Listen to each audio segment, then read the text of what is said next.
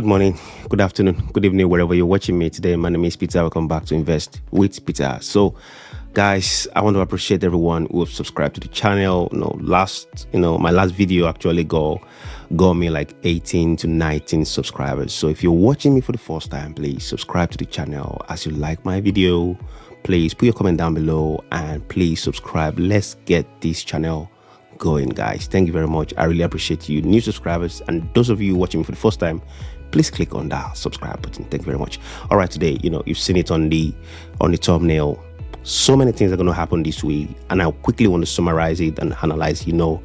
As for me, I'm a different YouTuber, and I love talking about what's going to happen and how we can use that, to our own advantage and all that stuff. So last week, Liz Truss, emerged as United Kingdom, Prime Minister, and she came up with her own way of doing things that, well, she need to fight the inflation and everything like that. So she introduced a price cap of £2,500 on energy bills. So each household is going to be charged not more than £2,500 per year. So everybody was happy and all that stuff. So some people like it, some people don't. People were saying, where is he going to get the money to pay for that and all that stuff? So in the middle of that, people trying to realize, what she's done and all that stuff. Then the Queen, kicked the bucket, right? The Queen died, and, all the, focus on that was wiped out, as a result of the deaths of the Queen of England. So, and all that stuff. But I think trying to do that is not going to help the situation at this point, because though the majority of the problem is about energy bill, but the price of goods is gone up and people are suffering at this point. And I don't think United Kingdom is going to avoid a recession at this point. But that's not where we're going today. I'm just trying to, build on what I said last week and all that stuff. So now, G7, right?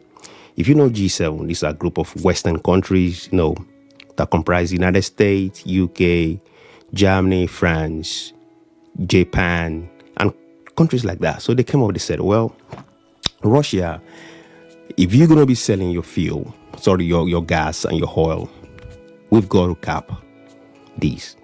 You can't sell it more than this price. And Putin was like, well, says who? I'm not going to listen to you guys. I'm going to do what I want, because you guys are not going to tell me what to do. And he said, well, if you can't pay the price that I want, then I don't care about you. Then you pay the price during the winter. Winter is coming anyway. So I'm shutting down all my gas pipeline, and I'll see where you're going to get your gas. So as a result of this, United States was like, yeah, we can't leave our neighbor, over there, to freeze to death during the winter and all that stuff. So we're probably going to be looking at liquid natural gas. And that is where the company I mentioned last week, LNG, liquid natural gas, that's the symbol, that's the ticker symbol, guys. You can overlook this company. When COVID hit, people was like, oh, how are we going to communicate? How are we going to be talking to each other? Then come the Zoom. Zoom was less than $30 a stock before COVID.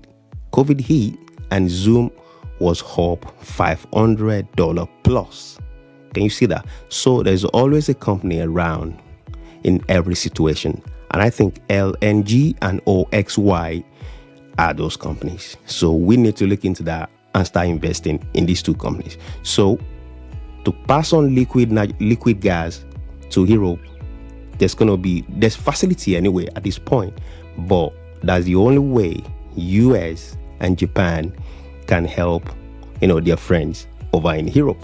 So LNG is the company that is sending this, that is producing it en masse, and is going to be the utility company that's going to actually make this happen. That's why we are going to be investing in LNG. All right, guys. So the next one is Putin and Xi Jinping. They're going to have a meeting this week, and this meeting is 7th Eastern Economic Forum. It's going to be holding in Uzbekistan.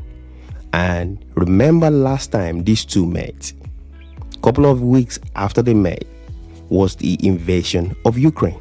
So what are they going to be talking about? Are they going to be talking about the invasion of Taiwan or something else? So we need to be very careful we need to watch closely. September the 15th is the day of this forum. So after this forum, Putin and XI are going to have a private meeting. They call it a private meeting. We don't know what's going to come up after this meeting, but I believe something is brewing, and I believe they are going to be planning something crazy. So that's why anything those two decide might actually crash the market, but we need to watch, the situation very, very closely. Like I said, the last time they both met, invasion of Ukraine happened 2 weeks after that. So it might be Taiwan that is next. I've always tell people that I know, like, be very careful. If you've got companies exposed to China, Apple, Starbucks, Tesla, and all these companies. I invest in Tesla as well. All the companies I've mentioned, I've got money in them. So what do we need to do? Well, stop loss has to be in. If you don't want to lose your money, you better put stop loss on all your investment. That's how to play the game.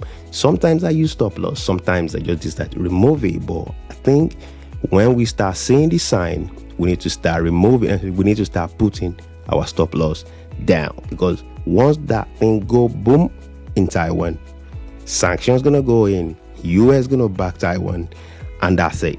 That may actually send the company or the world economy into a recession. Because tell me which country that China didn't have relation or investment or stuff into. We all buy from China. China's money is everywhere, whether you like it or not. China companies everywhere. China, Africa, Europe, Asia, America, they've got investment everywhere. So if anything goes wrong with China, then the whole world is in recession. Hopefully that doesn't happen, but watch very closely. Another one is CPI is coming out this week. September the 13th, it is CPI day. Hopefully the CPI comes out very, very good. The last one was 8.5. I am actually personally predicting 8.3% or 8.4. If we get there, then expect the market to rally this week, because people have been actually saying, it's going to be high, it's going to be 8.6, 8.7. But most analysts are predicting that the market has already peaked. And as a result of that, the next CPI is going to be lower than expected. If that happens, expect market to rally, which everybody wants anyway. So, because at this point, I think it's going to be what the Feds are going to be looking at. They're going to be thinking, well, if this happen now, so should we go 70 basis points or 50 basis points? I believe if it come very easy, if it come lower than 8.5, they're going to be going with 50 basis points. That's my prediction. And I believe by 2023, January, February, I think they're probably going to be going to quantitative easing. They're going to be like, okay, we've done enough and all that stuff. Because if not, they're going to send the economy into a recession, which is going to affect the whole thing entirely. And I believe they don't want that as well. So that's that. Now let's go to Ethereum. Ethereum 2.0. Ethereum, merge has happened, and people are asking, what's Ethereum merge and all that stuff? Just wait, I'm going to answer your question. Well, the first stage of Ethereum, code is Bellatrix. That's happened on the 6th of September. So it's in 2-3 stages, right? So the first one has happened on the 6th of September this month. And, for it to be completed, the whole stage has to be complete. So the next one is codename Paris. So this will happen between the 10th and the 20th of September. Once the stage are complete, then, the merge is complete. So what's the merge? The merge is, represent the Ethereum, right? Network shift from proof of work to proof of stake, right? So it's a new system called the consensus mechanism, right? So, and also it's going to be like, for authenticating transaction. That's what it's going to be used for.